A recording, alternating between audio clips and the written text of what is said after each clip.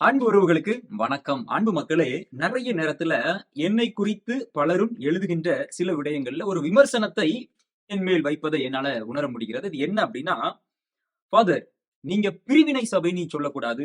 நீங்க சீர்திருத்த சபை அப்டின்னு சொல்லணும்" அப்டின்னு சொல்லிட்டு. இந்த பிரிவினை சபை, சீர்திருத்த சபைகள் இந்த 2க்கும் என்ன வித்தியாசம் அப்டிங்கிறத இந்த காணொளியில பார்க்கிறோம். அ உண்மையில சொல்லணும் அப்டின்னா, இன்னைக்கு இந்த டெர்ம்ஸ், இந்த வார்த்தைகள் நெறைய பேருக்கு பலவிதமான குழப்பத்தை கொடுக்கிறது. என்னாலயும் உணர முடிகிறது. என்ன அப்டின்னா, நம்ம பிரிவினை சபைன்னு சொல்லும் பொழுது, அது மற்றவர்களை காயப்படுத்துவது போல. அதனால தான் அவங்க மீண்டும், மீண்டும் அதை எழுதுகிறார்கள். நாங்க பிரிவினை சபை கிடையாது அப்டின்னு சொன்னா கூட பரவால்ல. அவங்க என்ன சொல்லுவாங்கன்னா, கத்தோலிக்க திருச்சபை தான் பிரிவினை சபை அப்டின்னும் சொல்லுவாங்க. வேடிக்கையா இருக்கும். சரி, ஓகே. நம்ம பிரிவினை சபைன்னு அவங்க சொல்றதுனால, இல்ல நாங்க பிரிவினை சபை கிடையாது. நீங்க தான் பிரிவினை சபை. கொஞ்சம் 1ஆம் கிளாஸ் பிள்ளைங்க சண்டை போடுற மாரி தான் இருக்குது. பட் இருந்தாலும் ஓகே. அன்பு மக்களே, நான் மீண்டும் வலியுறுத்தி சொல்ல விரும்புகிறேன். எனக்கு கிறிஸ்தவர்கள் எல்லாரும் ஒண்ணா இருக்கணும். ஒரே ஆயன், ஒரே மந்தையாக இருக்கணும் அப்படின்னு தான் ஆசை. சரியா? அதுல எனக்கு எந்த மாற்று கருத்தும் இல்ல. எப்படி நம்முடைய கத்தோலிக்க திருஅவையினுடைய திருத்தந்தை 14ஆம் லியோ அவர்கள் என்ன விரும்புகிறார்களோ, அதே போல தான் நான் மட்டும் இல்ல. நீங்க நல்லா கவனிச்சீங்கன்னா, கத்தோலிக்க திருச்சபையில இருக்கிற ஒவ்வொரு பாதிரியார்களும், குருக்களும், ஏன் குரு மாணவர்களும், ஏன் மக்களும் கூட எல்லாரையும் அரவணைச்சு கொண்டுட்டு போணும். எல்லாரும் ஒரே சபையா இருக்கணும் அப்படிங்கிறதுல தான் கண்டிப்பா இருப்பாங்க. நீங்க யார்ட்ட வேணாலும் கேட்டுக்கோங்க. ஆனா அதே இது இங்க இருந்து பிரிஞ்சு போன நம்முடைய கிறிஸ்தவர்கள்ல யாருமே கத்தோலிக்க திருச்சபை ஐயோ! அப்படின்னு தான் இருப்பாங்க. ஓகே. அதெல்லாம் விட்டுருவோம். அதனால நான் என்ன சொல்ல வரேன்னா, என்னுடைய வார்த்தைகள்னால நான் யாரையுமே காயப்படுத்துற ஆள் கிடையாது. குறிப்பாக கிறிஸ்தவர்களை காயப்படுத்தி என்ன நடக்க போகுது? ஒரு கிறிஸ்தவனாக இருந்து இன்னும் ஒரு கிறிஸ்தவனை காயப்படுத்தி என்ன நடக்க போகுது? எதுவுமே இல்ல. இல்லையா? அப்ப எப்பொழுதெல்லாம் இந்த பிரிவினை சபை அப்படின்னு நம்ம சொல்கிறோமோ, அதற்கான புரிதலை நான் உங்களுக்கு இன்று கொடுக்க விரும்புகிறேன். அதற்காகத்தான் இந்த காணொளி. காணொளி கடைசி வரைக்கும் பாருங்க. Protestant church or reformation church எது சரியாக இருக்கும்? அதுவும் ஒரு கத்தோலிக்கர்கள் அவர்களை குறித்து சொல்லும் பொழுது, எதை சரியாக வார்த்தையை பயன்படுத்த வேண்டும் அப்படிங்கிறதையும் இந்த காணொளியில நம்ம பார்க்கலாம். ஓ! இன்ட்ரோடக்ஷனே இவ்வளவு போயிடுச்சு. ஓகே. காணொளிக்கு முதல் முறையா வாரீங்க அப்படின்னா, கண்டிப்பா சப்ஸ்கிரைப் பண்ணிக்கோங்க. இந்த ஃபாதர் கத்தோலிக்கர்களுக்கு மட்டும் தான் பேசுவார். நோ. இந்த ஃபாதர் வளனரசு எல்லாருடைய மீட்புக்காகவும் பேசுவார். எல்லாருடைய ஒற்றுமைக்காகவும் பேசுவார். எல்லாரும் ஆண்டவர் இயேசுவின் ஆட்டுக்குட்டிகள் என்று நீங்க நம்புனீங்க அப்படின்னா, சப்ஸ்கிரைப் பண்ணிக்கோங்க. நம்ம கண்டிப்பா நெறைய விடயங்களை நம்ம பேசலாம். இப்போ வரலாறுல இருந்தா நம்ம இத சரியா புரிந்து கொள்ள முடியும். நீங்களோ, நானோ, ஒரு நபரோ பயன்படுத்துவதனால இந்த வார்த்தை சரி, இந்த வார்த்தை தவறு அப்படின்னு சொல்ல முடியாது. படித்தவர்களுக்கு கண்டிப்பா தெரியும். அதுவும் அந்த ஃபீல்டுல படித்துக் கொண்டே தொடர்ந்து இருக்கிற நபர்களுக்கு வரலாறு எவ்வளவு முக்கியம் அப்படிங்கிறது நன்றாக தெரியும். சரியா? ஓகே. இப்போ 313 ஈடிக்ட் ஆஃப் மிலன். இதன் மூலமாக அங்கும் இங்குமாக கிறிஸ்தவர்களாக இருந்தவர்களை எல்லோரும் ஒரே கிறிஸ்தவம் அப்படின்னு சொல்லி கான்ஸ்டான்டைன் நோபல் அப்படிங்கிற பேரரசன் கிறித்தவம் அப்படிங்கிறத கொண்டு வருகிறார். அது உலகளாவியலாக பறந்து கிடந்ததுனால, யுனிவர்சலாக இருந்ததுனால, ஃபார் எக்ஸாம்பிள் கொரிந்து திருச்சபை, எருசலேம் திருச்சபை, ரோமை திருச்சபை, இது போக இன்னும் பல இடங்கள்ல திருச்சபைகள் இருக்குது. வரலாறு நீங்க வாசித்து பாத்தீங்கன்னா, சர்ச் ஹிஸ்டரி படிச்சீங்கன்னா உங்களுக்கு கண்டிப்பா தெரியும். யாருனாலும் நீங்க நெட்ல போய் இத பார்க்கலாம். இத நான் இப்ப சொல்லி ஏதோ புதுசா ஒரு கோட்பாட கொண்டு வாரேன் அப்படிலாம் கிடையாது. எல்லாமே உங்களுக்கு இணையதளத்துல இருக்குது. அது கேத்தலிக்கா போய் ஒருத்தன் பார்த்தாலும் அததான் சொல்லும். புராட்டஸ்டன்டா ஒருத்தன் போய் பார்த்தாலும் அததான் சொல்லும். ரெஃபர்மேஷனா போய் ஒருத்தன் பார்த்தாலும் அததான் சொல்லும். சரி, ஓகே. இப்போ இதன் பிறகு கத்தோலிக்க கிறித்தவம். அப்ப கத்தோலிக்கம் அப்படின்னா யுனிவர்சல் சர்ச். உலகம் எங்கும் இருக்கிற அதுவரைக்கும் ரோமை திருச்சபை, எருசலேம் திருச்சபை, கொரிந்து திருச்சபை, எபேசு திருச்சபை அப்படிதான் இருந்துச்சு. இது எல்லாத்தையும் சேர்த்து ஒரே திருச்சபையாக நம்ம இருக்க வேண்டும். ஒரே ஆயன், ஒரே மந்தையாக இருக்க வேண்டும் என்று உருவாக்கப்பட்டதுதான் கத்தோலிக்க திரு அவை. கவனிக்கிறீங்களா? எஸ். அப்போ இதன் பிறகு நீங்க பாத்தீங்க அப்படின்னா 1517 வரைக்கும் எந்த சிக்கலும் இல்ல. எஸ். 1054ல ஒரு பிளவு ஏற்படுகிறது. இந்த பிளவு தான் the கிரேட் ஸ்கிசம் அப்படின்னு சொல்லி அழைப்பது உண்டு. இதுல என்ன நடக்கிறது? கிழக்கு திரு அவைகளும் மேற்கு திரை வெஸ்டர்ன் சர்ச்சஸ், ஈஸ்டர்ன் சர்ச்சஸ் அப்படின்னு பிரிகிறது. ஓகே. இந்த ஈஸ்டர்ன் சர்ச்சஸ நம்ம கேத்தலிக் சர்ச்சஸ் அப்படின்னு அழைப்போமா அப்படின்னா அழைப்போம். ஒரு சில வித்தியாசங்கள் இருந்தாலும் பலவற்றில் அவர்கள் கத்தோலிக்க திருவையோடு ஒன்றித்துதான் செல்கிறார்கள். To be more precise and clear, Roman Catholic சர்ச்சோடு அவர்கள் இணைந்துதான் செல்கிறார்கள்.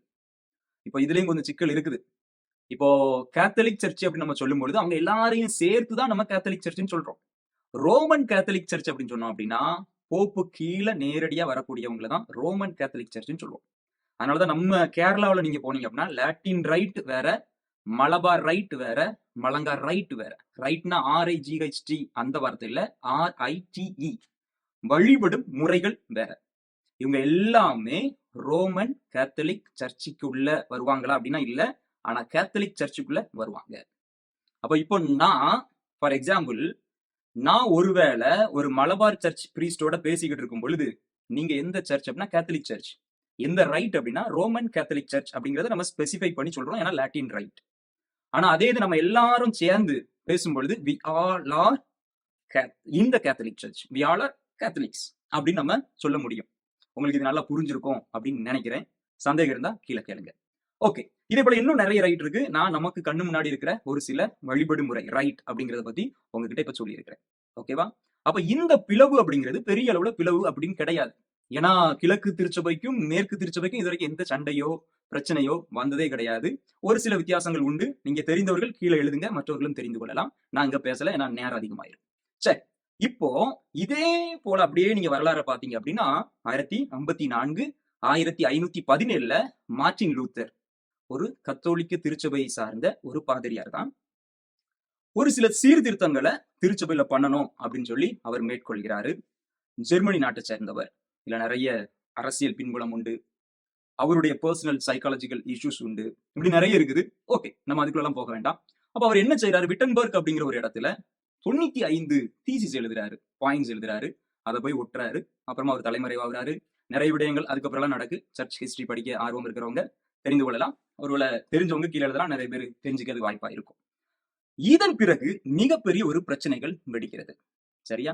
அப்ப இவர்களை தொடக்கத்தில் இருந்தே கத்தோலிக்க திருச்சபை தே ஆர் புராட்டஸ்டன்ட்ஸ் அப்படின்னு அழைக்கிறாங்க. அவர்களை அழைத்துக் கொண்டது, அதாவது மார்ட்டின் லூத்தரும் மார்ட்டின் லூத்தருடைய ஃபாலோவரும் அவர்களை அழைத்துக் கொண்டது என்ன அப்படின்னா வி ஆர் ரெஃபர்மிஸ்ட், நாங்க ரெஃபர்மேஷன் சீர்திருத்தவாதிகள் அப்படின்னு சொல்றாங்க. இதுல நிறைய கேள்விகள் இருக்கு. நான் கடைசி அந்த கேள்வியை கேட்கிறேன். அப்ப இதன் பிறகு கால்வின், ஸ்விங்லி இவர்கள் எல்லோரும் அதே ஆண்டுகள்ல வராங்க. எந்த ஆண்டு? 1517 1517க்கு பிறகு ஏறக்குறைய இந்த ரெஃபர்மேஷன் அல்லது இந்த சீர்திருத்தங்கள் அப்படிங்கிறது அடுத்த நூற்றாண்டுல, அதாவது 16வது நூற்றாண்டு. உங்களுக்கு நூற்றாண்டு கதையில உட்காந்து சொல்லிட்டு இருக்கேன்னா கொஞ்சம் வேடிக்கையா தான் இருக்கு. ஓகே, புரிந்து கொள்வீங்கன்னு நினைக்கிறேன். 1517 ஆரம்பித்தது 1650 வரைக்கும் இவை போய்கிட்டே இருக்குது. ஒரு சில ஆங்கிலிக்கன் திருச்சபையும் இதுல வருவாங்க. ஓகே, அப்ப இதுதான் ஹிஸ்டரி, இதுதான் உங்களை பயன்படுத்துற டேர்ம்ஸ் அப்படின்னு சொல்லி இருக்கிறது. அப்ப நான் ஏற்கனவே சொன்னேன், கத்தோலிக்க திருவர்களை அழைத்தது புராட்டஸ்டன்ட் சர்ச், ஏன்னா நீங்க புரட்சி செய்துட்டு வெளியே போறீங்க, பிரிந்து போறீங்க அப்படின்னு சொல்லிட்டு. ஆனா அவர்கள் தங்களை அழைத்தது சீர்திருத்த திருச்சபை அப்படின்னு சொல்லிட்டு. ஓகே, இப்போ இந்த 1650களுக்கு பிறகு வரக்கூடிய திருச்சபைகளை வரலாற்று ரீதியா ஈவன் இந்த ரெஃபர்மேஷன் சர்ச்சே அவங்களை அழைக்கும் பொழுது எப்படி அழைப்பாங்க? புராட்டஸ்டன்ட்ஸ் தான் அழைப்பாங்க. நீங்க நெட்ல அடிச்சு பாருங்க, உங்களுக்கு புரியும். இப்போ இந்த ரெஃபர்மேஷன் சர்ச்சில் யாரெல்லாம் இருக்கான்னு நான் உங்களுக்கு தெளிவா சொன்னேன்.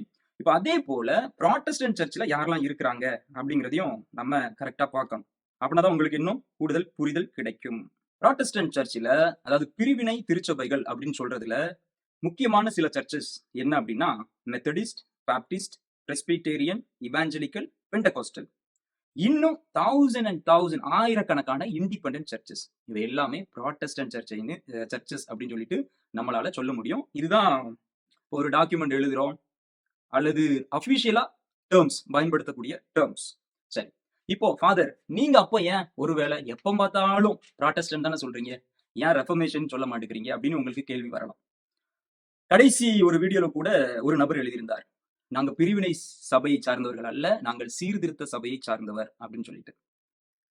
இப்போ கத்தோலிக்க திருச்சபையும் ஒருவேளை நம்முடைய CSI churches, Lutheran churches, Calvin church இவங்கெல்லாம் பார்த்து நம்ம என்ன சொல்லுவோம் அப்படின்னா புராட்டஸ்டன்ட் சர்ச்சஸ் இப்ப சொல்ல மாட்டோம், நம்ம ரெஃபர்மேஷன் சர்ச்சஸ் தான் சொல்லுவோம். ஆனா எனக்கு இதுல என்ன உடன்பாடு இல்லை அப்படின்னா, ஓகே இன்னும் உள்ள மீனிங் நம்ம போகலாம். உடன்பாடு இல்லாத காரணத்தை நான் முதல்ல சொல்றேன்.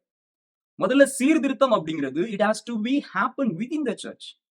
இப்போ நம்முடைய கத்தோலிக்க திருச்சபையினுடைய வரலாற்றுல மதர் தெரசா பண்ணது மிகப்பெரிய சீர்திருத்தங்கள், புனித அசிசியார் பண்ணது மிகப்பெரிய சீர்திருத்தங்கள், புனித சிலுவை அருளப்பர், புனித கிளாரம்மா, அதே போல ஒவ்வொருத்தரும் பண்ணது பல சீர்திருத்தங்கள்.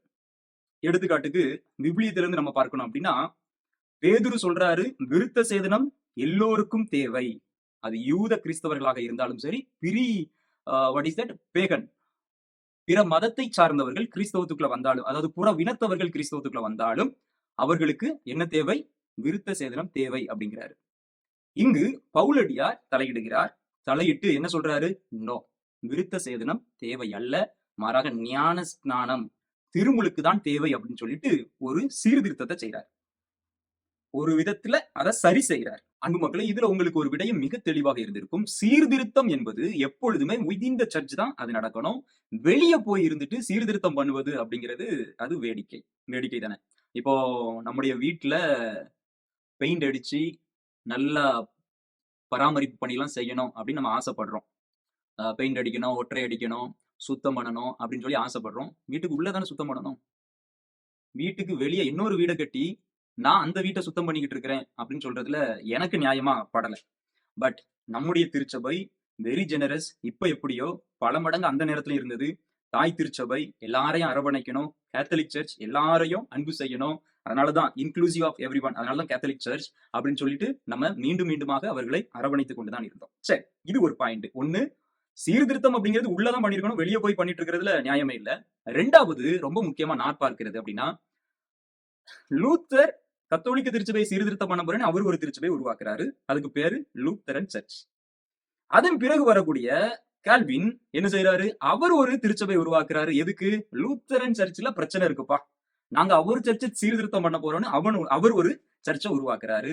இப்படியே கால்வின், ஆங்கிலிக்கன், என்னென்ன பேர் இன்னைக்கு உங்களுக்கு தெரியுதோ, இது எல்லாமே ஒவ்வொருத்தர இன்னொரு ஆளு சீர்திருத்தம் பண்ண போறேன், சீர்திருத்தம் பண்ண போறேன், சீர்திருத்தம் பண்ண போறேன்னு சொல்லிட்டு அது ஒரு இன்ஃபினிட்டிவா போய்கிட்டே இருக்கு. அதுக்கு முடிவே இல்லை. இன்னைக்கு அதுதான் இதுல வேதனை. அப்போ நான் ஒரு சில பேர்ட்ட கேட்பேன், நாங்க வந்து சீர்திருத்த சபை. எதுப்பா சீர்திருத்த சபை சொல்லுங்க அப்படின்னா, அவங்க சொல்லுவாங்க, நான் லூத்தரன் சபையை சார்ந்தவன், அதனால நான் சீர்திருத்த சபையை சார்ந்தவன். சரி, அதுக்கு பிறகு பையன் கால்வின் வந்தாரு, அவரு லூத்தரன் திருச்சபையை சீர்திருத்தம் பண்ணாரு. அதற்கு பிறகு there is no end. அப்ப அவங்களுக்குள்ள இந்த தெளிவு அப்படிங்கிறது இன்னைக்கு இருக்காது. அதனால என்ன பொறுத்த வரைக்கும் நான் எப்பொழுதுமே இந்த சீர்திருத்தம் அப்படிங்கிறது it is just in the word. அதுல வந்து ஒரு மீனிங் இருக்கிறது மாதிரி நான் பார்க்கல. அதனால நம்ம அவர்களை சீர்திருத்த திருச்சபை அப்படின்னு என்னால சொல்ல முடியல. Because there is no meaning இல்ல. இப்ப நான் சீர்திருத்த திருச்சபைன்னு யாரை பார்த்து சொல்ல எனக்கே தெரியல. யாரை பார்த்து நான் இப்போ சீர்திருத்த திருச்சபை அப்படின்னு சொல்லணும்னு சொல்லி ஒருவேளை நீங்க தெரிஞ்சுனா நீங்க சொல்லலாம். சரி, ஆனாலும் கத்தோலிக்க திருச்சபை என்ன வரையறை கொடுக்கிறது, அல்லது வரலாற்று ஆசிரியர்கள் என்ன சொல்றாங்க அப்படின்னா, 1517 இருந்து 1650க்குள்ள பிரிந்த எல்லா திருச்சபைகளையும் சபைகளையும் சீர்திருத்த சபைகள் என்று சொல்லலாம். ஏன்னா நமக்கு ஒரு டேர்ம் வேணும், ஒருத்தங்களை மற்றவங்களிடம் வித்தியாசப்படுத்தி பார்க்கணும், வரலாறை எழுதணும் அப்படிங்கிற ஒரு புரிதலுக்காக இந்த வார்த்தைகள் பயன்படுத்தப்படுகிறது. ஓகே, அப்போ 1650க்கு பிறகு வரக்கூடிய பிரிவினை சபைகள் எல்லாமே புராட்டஸ்டன்ட் சர்ச்சஸ்னு கேத்தலிக் சர்ச் மட்டும் அழைப்பது கிடையாது, வரலாற்று ஆசிரியர்கள் மட்டும் அழைப்பது கிடையாது. லூத்தரன் சர்ச்சில் உள்ளவங்களும், கால்வின் சர்ச்சில் உள்ளவங்களும், ஏங்கிலிக்கன் சர்ச்சில் உள்ளவங்களும் அவர்களை அப்படித்தான் அழைப்பாங்க. இன்னைக்கு நம்ம ஊர்கள்ல இருக்க ஃபேமஸான பாஸ்டர்ஸ் யாரெல்லாம் உங்களுக்கு தெரியுமோ, அவங்க எல்லாருமே நீங்க பாத்தீங்க அப்படின்னா அவங்களுடைய திருச்சபை அப்படின்னு சொல்லி அவங்க வச்சிருப்பாங்க. அவங்களுக்குன்னு ஒரு பெயரை வச்சிருப்பாங்க. அது எதுவுமே சீர்திருத்த திருச்சபைக்குள் வராது. மாறாக புராட்டஸ்டன்ட் திருச்சபை, பிரிவினை சபைகள் அப்படின்னு தான் நம்ம சொல்ல முடியும். இது நான் ஒரு கத்தோலிக்கனாக பேசல, ஒரு வரலாற்றை படித்த ஒரு நபராக நான் பேசுகிறேன். சரி, இப்போ இன்னும் கூடுதலா நமக்கு ஒரு தெளிவுபடுத்தணும். சரியா? இப்போ ஒருவேளை நம்ம இந்த ரோமன் கேத்தலிக் அப்படின்னு சொல்லி நம்ம பேசிட்டு இருந்தோம் இல்லையா? அதேதான் இங்கேயும் நான் சொல்ல வரேன். எல்லா ரெஃபர்மேஷன் சர்ச்சஸும் புராட்டஸ்டன்ட் சர்ச்சஸ். இது வரலாற்று அறிஞர்கள் சொல்வது, கத்தோலிக்கனாக நான் சொல்லல. ஓகே, எல்லா புராட்டஸ்டன்ட் சர்ச்சஸும், ஆனா ரெஃபர்மேஷன் சர்ச் கிடையாது. உங்களுக்கு இது நல்லா புரிஞ்சிருக்கும்னு நினைக்கிறேன். அதாவது ரெஃபர்மேஷன் சர்ச்சஸ் எல்லாமே புராட்டஸ்டன்ட் சர்ச்சஸ் தான், ஆனா எல்லா புராட்டஸ்டன்ட் சர்ச்சஸும் ரெஃபர்மேஷன் சர்ச் கிடையாது. இது உங்களுக்கு புரிஞ்சுட்டா? ஆனா இத மீண்டும் பதிவு செய்யறேன், கத்தோலிக்க திருச்சபை இதை சொல்லல, கத்தோலிக்க பிரீஸ்ட் ஃபாதர் நான் இதை சொல்லல, மாறாக வரலாற்று ஆசிரியர்கள் இப்படித்தான் எழுதுவார்கள். அப்ப பிரிவினை சபை, சீர்திருத்த சபை அப்படின்னு சொல்றதுல உங்களுக்கு இப்ப வித்தியாசம் புரிஞ்சிருக்கும் அப்படின்னு நான் நம்புறேன். கூடுதலா நான் இன்னொருக்கும் திரும்பியும் சொல்றேன், தமிழாக்கம் பண்ணி சொல்றேன், பிரிவினை சபைகள் எல்லாமே சீர்திருத்த சபைகள் கிடையாது. அதே போல சீர்திருத்த சபைகள் எல்லாமே பிரிவினை சபைகள் தான். புரிஞ்சிச்சா? அன்பு மக்களே, மீண்டும் சொல்றேன், இந்த வார்த்தைகளை பயன்படுத்துறதுனால இந்த ஃபாதர் வளனரசு பிரிவினை சபைன்னு சொல்லி எங்களை காயப்படுத்திட்டார் அப்படின்னு சொல்லி மீண்டும் அறியாமையில தயவு செய்து சொல்லாதுங்க. இதுதான் வரலாற்று ஆசிரியர்கள் எழுதுவதற்காக பயன்படுத்தக்கூடிய வார்த்தைகள், டேர்ம்ஸ். உங்களை குறித்து சொல்லக்கூடிய டேர்ம்ஸ். எப்படி கத்தோலிக்க திருச்சபை அப்படின்னு சொல்றோமோ, அதே போல 1517க்கு பிறகு கத்தோலிக்க திருச்சபையிலிருந்து வெளிவந்த எல்லாரையும் பார்த்து சொல்லப்படக்கூடிய வார்த்தைகள் த புராட்டஸ்டன்ட் சர்ச். அதுக்கு உள்ள குறிப்பா 1517ல இருந்து 1650கள் வரைக்கும் உள்ள மார்ட்டின் லூத்தர் இவங்க எல்லாரையும் சேர்த்து சொல்லப்படக்கூடிய வார்த்தைகள் தான் சீர்திருத்த சபையினர். அப்ப எல்லாரையும் சேர்த்து சொல்லும் பொழுது, மீண்டும் சொல்றேன், இது எல்லாமே சேர்ந்து அழைக்கப்படுவது பிரிவினை சபைகள், புராட்டஸ்டன்ட் சர்ச்சஸ். நல்லா புரிய வச்சிருப்பேன்னு நினைக்கிறேன்.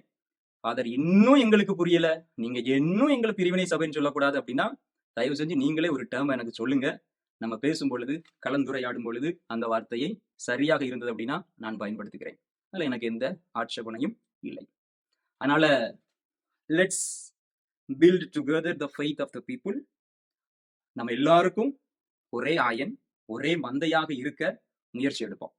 இந்த வார்த்தைகளை பயன்படுத்துவது புரிதலுக்காகத்தான் தவிர பிரித்து வைக்கணும் அப்படிங்கிறதுக்காக நான் பயன்படுத்தவில்லை அப்படிங்கிறத மீண்டும் பதிவு செய்து கொள்கிறேன். சில நேரங்கள்ல நம்ம பேசும் பொழுது, சில காரணங்களை புரிய வைக்கும் பொழுது இந்த வார்த்தைகளை பயன்படுத்த வேண்டிய கட்டாயம் நமக்கு இருக்கின்றன அப்படிங்கிறது தெரிந்து கொள்ளுங்கள், புரிந்து கொள்ளுங்கள். அன்பு மக்களே, தொடர்ந்து இணைந்திருப்போம், விழித்திருப்போம், ஜெபித்திருப்போம். God bless you.